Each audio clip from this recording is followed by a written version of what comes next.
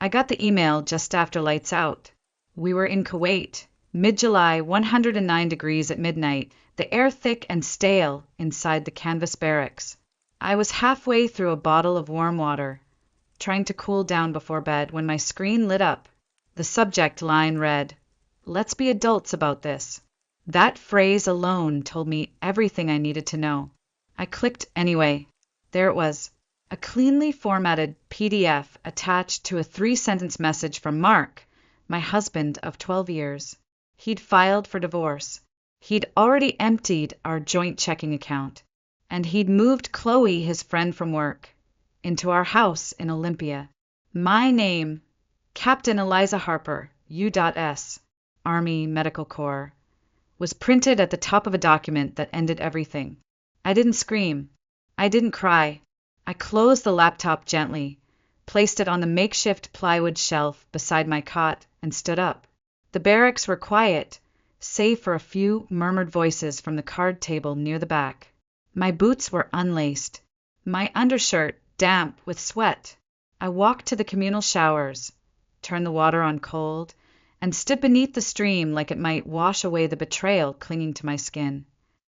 When I returned, I climbed into my cot, pulled the blanket up to my chest, and stared at the metal ceiling for a long time. Then, finally, I turned the screen back on, opened my inbox, hit reply, and typed one word, noted. No explanation. No questions, no begging, just a quiet, surgical detachment. The kind they teach you in trauma medicine when lives are slipping away and you can't afford to feel. The next morning, I made my bed with hospital corners.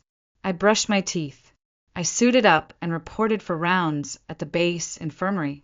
I checked vitals on a young corporal who'd taken shrapnel to the thigh and reassured a private who hadn't slept in 3 nights from desert nightmares. I kept my voice calm, my hand steady, my smile intact. No one noticed anything was wrong. Except for Rivera. She caught me slipping for half a second when I hesitated before updating a chart. "You all right, ma'am?" she asked, frowning. I blinked, then nodded. "Just tired." She didn't press. We've all learned not to push when someone's holding themselves together with string and tape. But the truth was, I wasn't tired. I wasn't even surprised, because deep down I'd known. Maybe not the details, not the timing, but the signs were there long before I boarded that plane. A kind of slow erosion that happens when love turns to tolerance and then to silence. It started small. Mark stopped asking about my deployments, then stopped calling altogether unless I called first. He changed the passwords on our Netflix account, then on his phone. He started working late more often, claimed he'd taken up jogging, though his running shoes stayed in the closet. And when I suggested counseling, he told me I was overthinking everything. Still, I wanted to believe it was just distance, that maybe I was projecting fears onto things that didn't deserve them. So I kept quiet. I buried it, because that's what you do when you're overseas and the mission comes first. You compartmentalize. You survive. You tell yourself, I'll deal with it when I get home. Only now. There was nothing left to deal with. He'd made that decision for both of us. What he didn't know, what he couldn't have known, was that I had made quiet preparations of my own, not out of mistrust, not even out of suspicion, but out of instinct. I'd opened a private bank account 2 months before I deployed, redirected a portion of my pay there, just enough to give me options. I'd stored my will, my grandmother's wedding ring, and the deed to the house, still under my name thanks to the VA loan, in a locked safety deposit box. And I'd set up remote access to our home security cameras. Just in case. I didn't know what I was preparing for then, but now I did. And this time, I wasn't going to patch the wound or pretend it didn't exist. I'd spent 12 years learning how to fix what was broken. But now, it was time to hold someone accountable for the damage. And I was going to do it with the same precision I brought to the field. No panic, no mess, just results. We met in a moment that felt like something out of a movie. I'd just returned from my second deployment, tired, raw, carrying too much death in my chest, and I'd gone to a friend's engagement party just to feel normal for a night. Mark was there, standing by the backyard grill, sleeves rolled up, telling a story I didn't quite catch, but everyone around him was laughing. He had the kind of easy charm that made people lean in. I didn't. I stayed at the edge of the crowd, sipping something too sweet and too warm. He noticed anyway, said, "You look like you want to be anywhere but here." I said, "That obvious?" He smiled, said, "Yeah, but that's why I'm talking to you." We were married 11 months later. It wasn't a fairy tale, but it was honest. He respected what I did, even if he didn't understand it. He'd never known anyone in the military.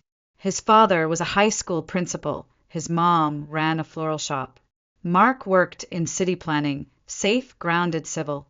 He said he admired my bravery, said I was the strongest woman he'd ever met. And for a while I believed him. Our first home was a modest 2-bedroom in Olympia. The yard was overgrown, the floorboards creaked, and the water heater needed replacing every other month. But we painted the walls ourselves. We planted herbs in the kitchen window. We hung a map in the hallway and pinned every country I'd served in, every base I'd passed through. Mark used to send me letters, actual paper, with stamps and his messy handwriting when I was deployed. He'd write about mundane things, the cat scratching the new couch, the neighbor's kid learning to ride a bike, a recipe he'd failed spectacularly. I kept them all. But somewhere along the way, the tone changed. The laughter got thinner, the updates shorter, the letters stopped. By year 7, things had cooled. He stopped coming to my return ceremonies, said they were too overwhelming. When I made captain, he congratulated me with a distracted smile, then asked if I'd consider a desk role so I could be home more. When I said no, that I wasn't ready to leave field work, he didn't argue. He just nodded and turned back to his laptop. I tried. I adjusted schedules, took shorter deployments, prioritized date nights, even when my body screamed for sleep. But the distance had settled between us like fog, thick and permanent. I'd catch him staring through me sometimes, like I was a roommate he didn't quite recognize anymore. We stopped touching, stopped talking unless it was bills or grocery lists. I once stood in the kitchen for 10 full minutes, watching him scroll through his phone, waiting for him to ask how my day had been.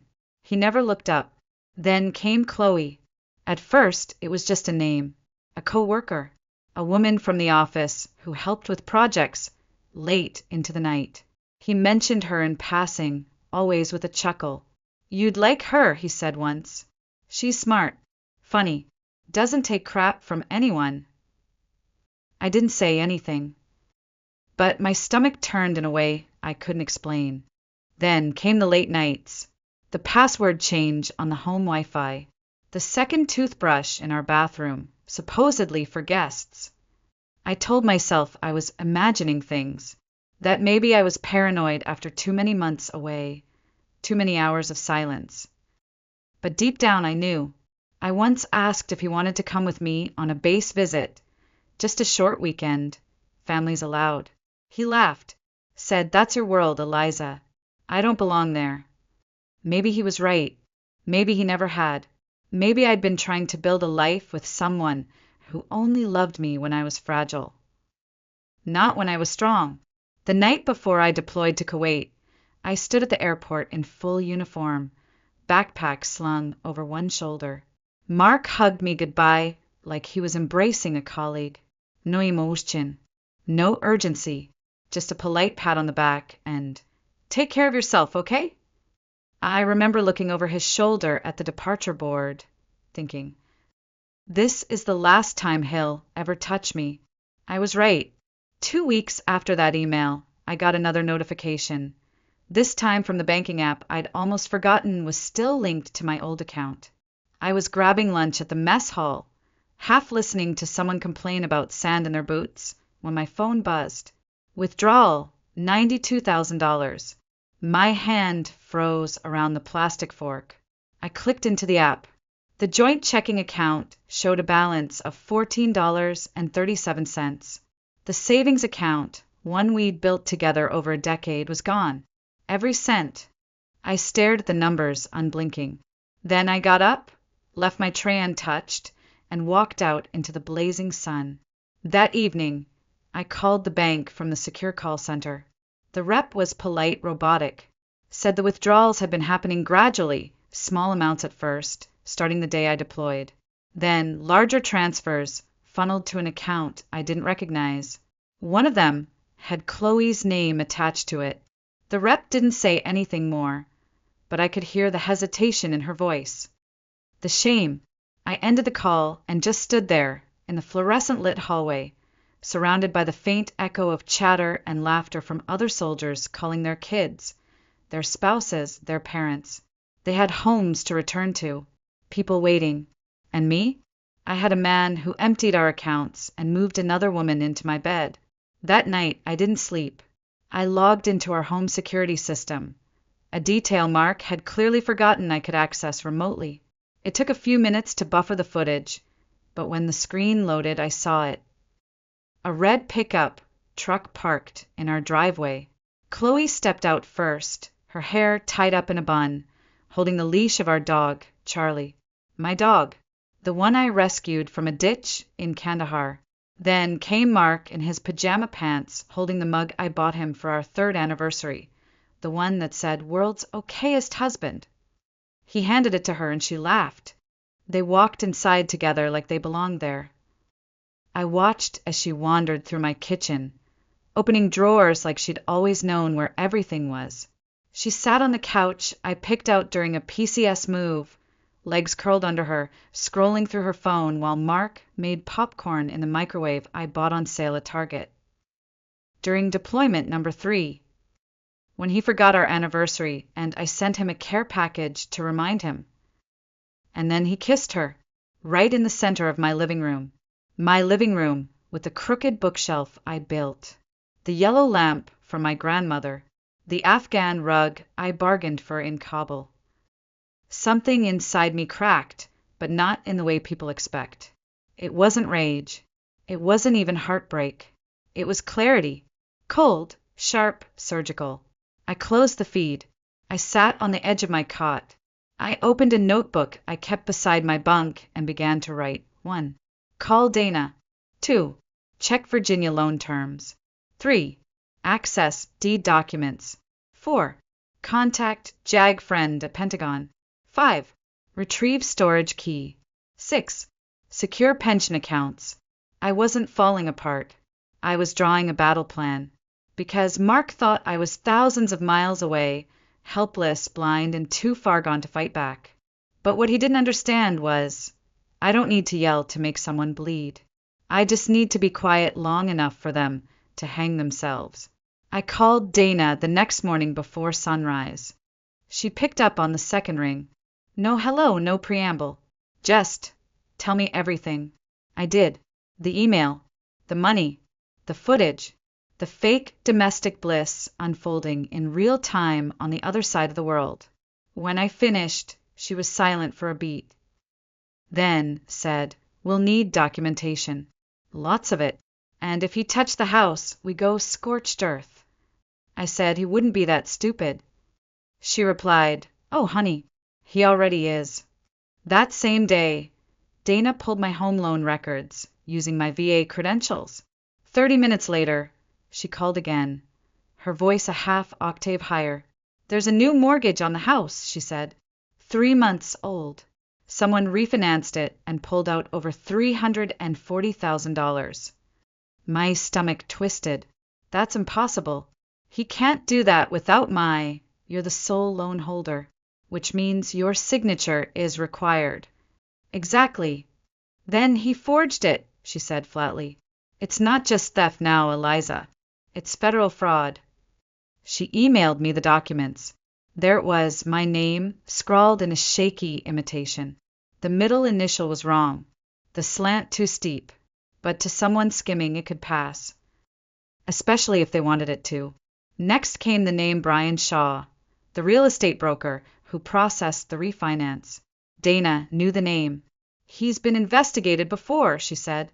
Deals involving divorcees, quick sales, always just within legal limits. But this, with forged military loan paperwork, he's crossed a line. I leaned over the desk in the comms room, my pulse roaring in my ears. What do I do? You let me build a file, she said, and you don't confront Mark.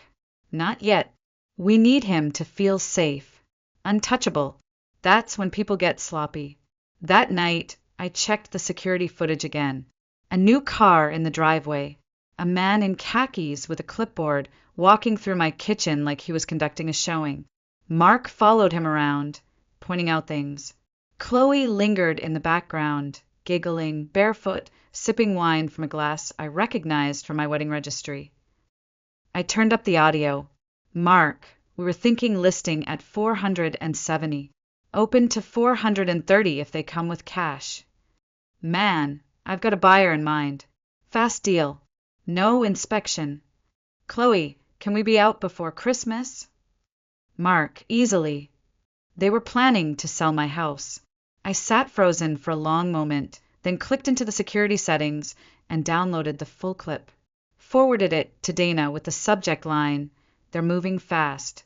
Within hours, Dana had sent a complaint to the VA Fraud Division, notified the county clerk about the forged deed documents, and flagged the property in the local database. Any attempt to transfer or sell would now trigger a legal hold.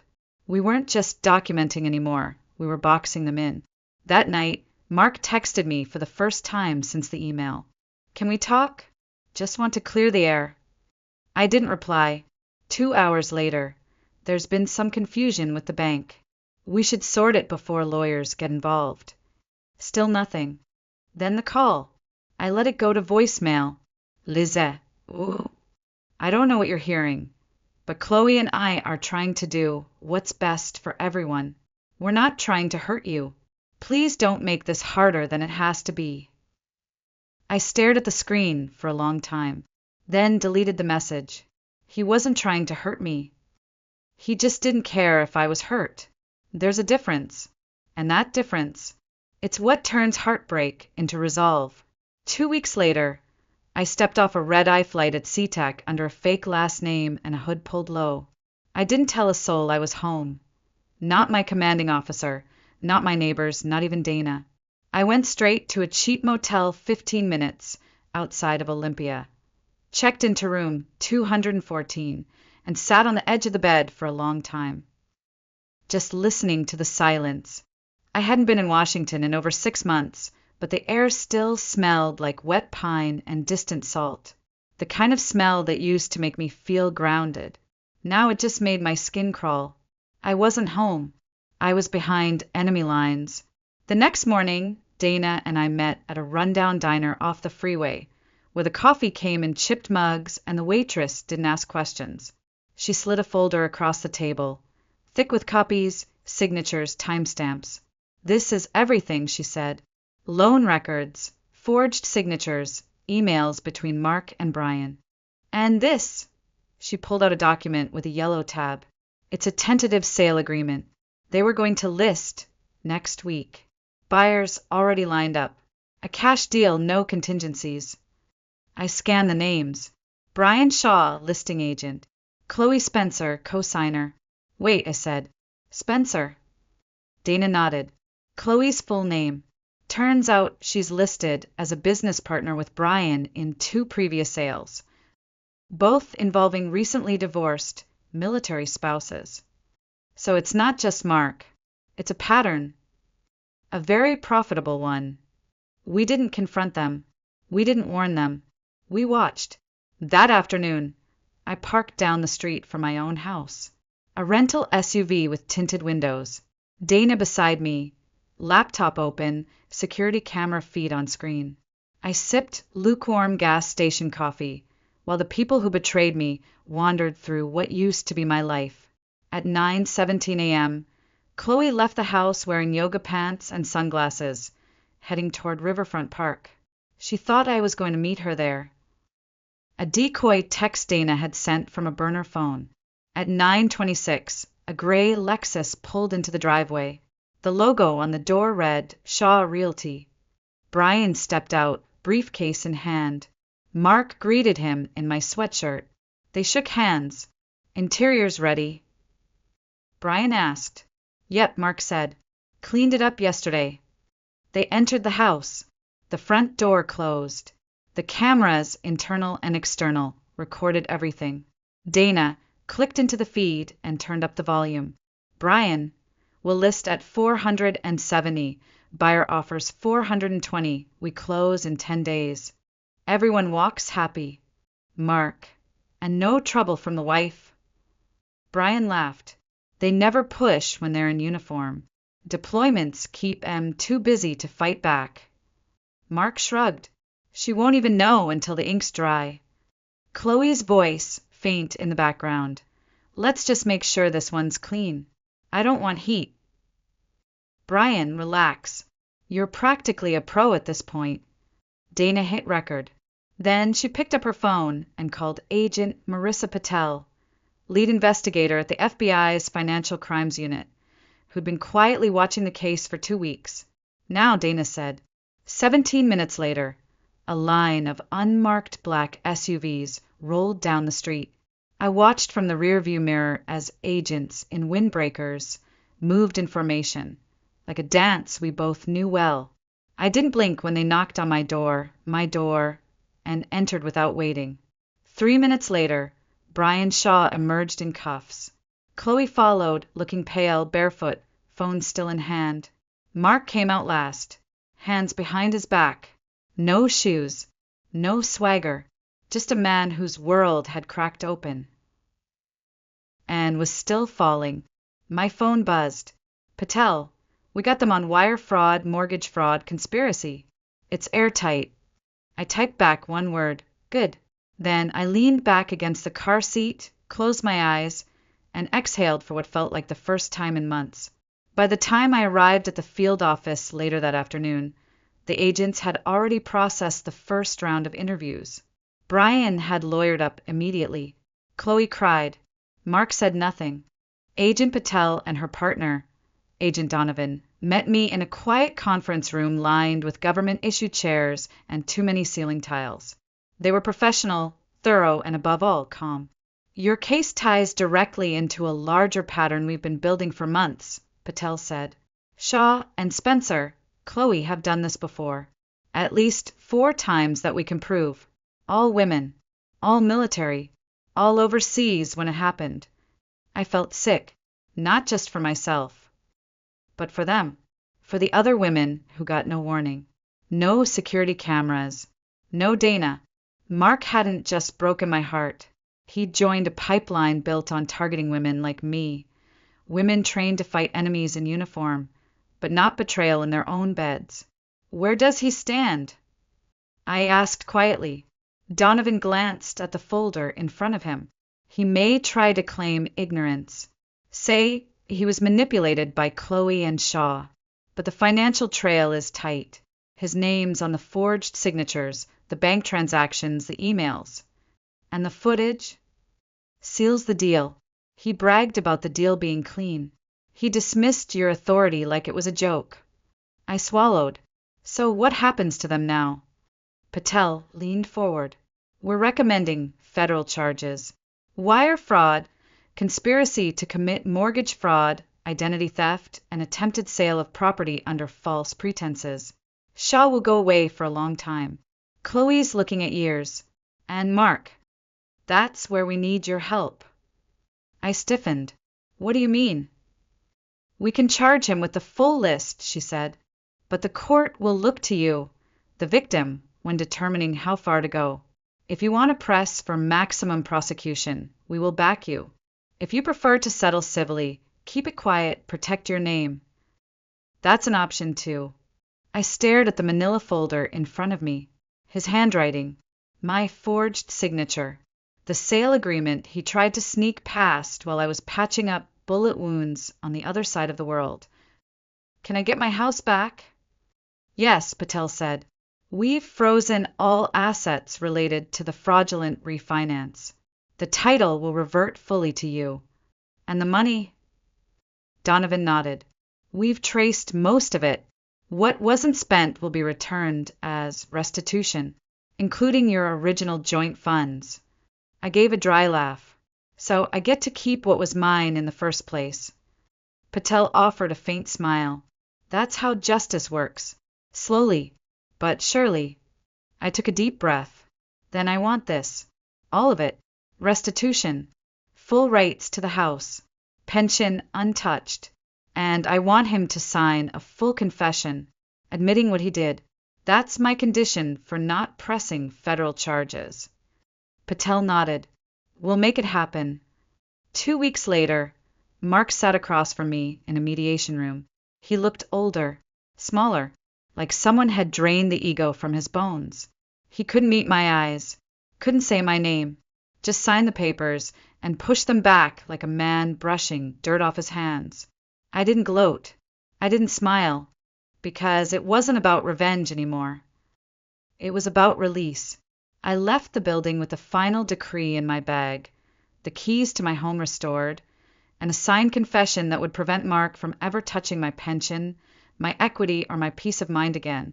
That night, I sat on the back porch of a temporary rental and stared at the stars over Olympia, trying to feel something. Relief, maybe, but all I felt was stillness, not emptiness, just space, room to begin again. A year later, I sold the house. Not because I needed the money, though the market was hot and the profit was generous, but because I couldn't stand the walls anymore. Every floorboard held an echo. Every door held a memory. Chloe laughing in my kitchen. Mark sipping coffee from my mug.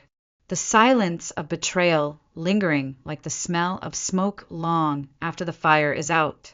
I bought a small cabin 3 hours outside of Missoula, Montana. 2 bedrooms, tin roof, wood stove that creaked in the winter, 10 acres of forest where the pine needles fell like rain, and a narrow creek ran behind the porch steps. No neighbors for miles, just me, a German shepherd named Scout, and the sound of wind through trees. I didn't hang pictures on the walls. Not yet. I wasn't ready for faces, but I built furniture with my own hands. Rough, imperfect, sturdy. A table from salvaged timber. Bookshelves from old pallets. A bench for the porch, where I'd sit with a mug of tea and watch the world grow quiet. My pension covered the basics. I did carpentry work for locals, nothing flashy. Repaired barns. Built fences. Fixed cabinets, too warped for modern hands. They called me the lady vet with sharp eyes and steady hands. I didn't mind the label. It was better than what Mark used to call me. Too much. Sometimes, when the nights got too long and the memories too sharp, I'd wake up and go stand barefoot in the grass, breathing in the cold. The sky out here was bigger than anything I'd ever seen in Afghanistan or Iraq. Bigger than the things I'd lost. Bigger than the grief I hadn't spoken aloud. And then one morning I got a letter. It was handwritten, on lined paper, the ink slightly smudged. The return address said Fort Worth, Texas. You don't know me, but I owe you more than I can say. My husband is in the Navy. Last year, while he was deployed, someone tried to refinance our house. It almost worked. But the FBI stepped in, said they cracked the case because of you. Said your evidence gave them what they needed to stop it. We kept our home because you fought when you didn't have to. Thank you. You reminded me that even when the world goes dark. Some women light torches. I read it twice. Then I pinned it to my refrigerator with a magnet shaped like Montana. That letter stayed there. Through every season. Through every storm. Through every quiet evening when I wondered if what I'd done had mattered beyond my own healing. Because it had. Mark was sentenced to probation and restitution. Chloe and Brian both served time, 4 and 12 years respectively. I never heard from them again. Never needed to. They became background noise in a life I no longer shared with them. I wasn't angry anymore. I wasn't haunted. I was just free. Some days I still thought about the woman I used to be. The one who stood on airstrips at dawn. The one who stitched wounds in tents while rockets fell outside. The one who waited, year after year, for love that no longer lived in the home she built. She wasn't weak. She wasn't naive. She was strong enough to love, and stronger still to let go. And me? I'm not trying to rebuild what I lost anymore. I'm building something new. Not because I have to, but because it's mine, and no one can take it from me again.